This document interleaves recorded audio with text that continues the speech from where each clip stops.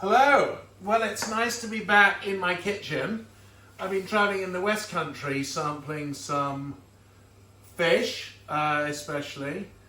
And I must say that rather like Brazil, where the best coffee gets exported, I feel that a lot of the best fish in the West Country comes up here to London. So I wasn't blown away by the fish and shellfish, although the mussels were astounding. Okay, today though, I want to talk to you about gammon. Gammon is such a great dish.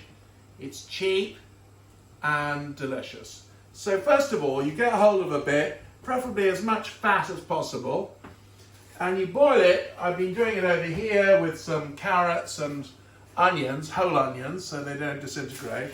So I'm going to take off the strings here because I want to just really be able to work in the honey and the Dijon mustard, which is like a really good combination.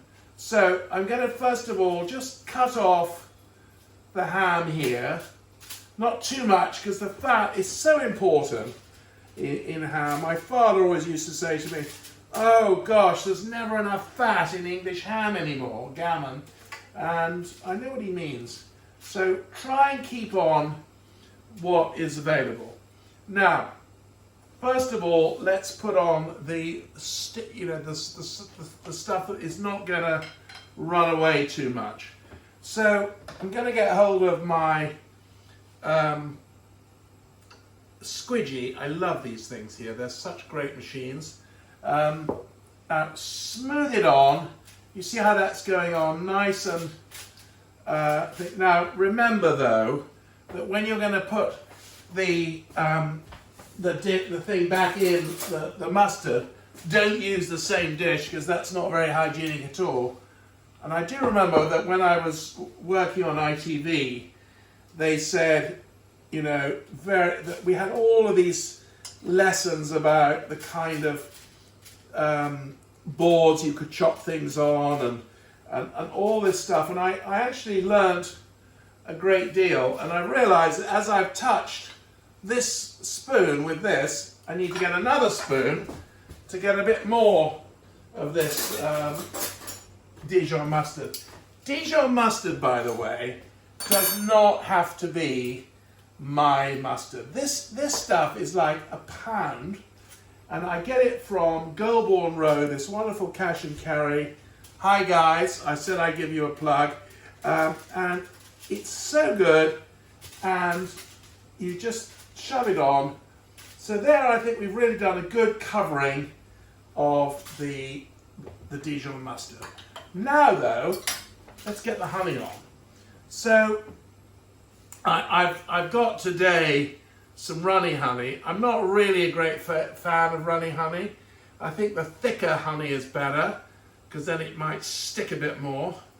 But anyway, that's all that was in the pantry, all that I could find, or rather Honourable Sous Chef Ava could find for me.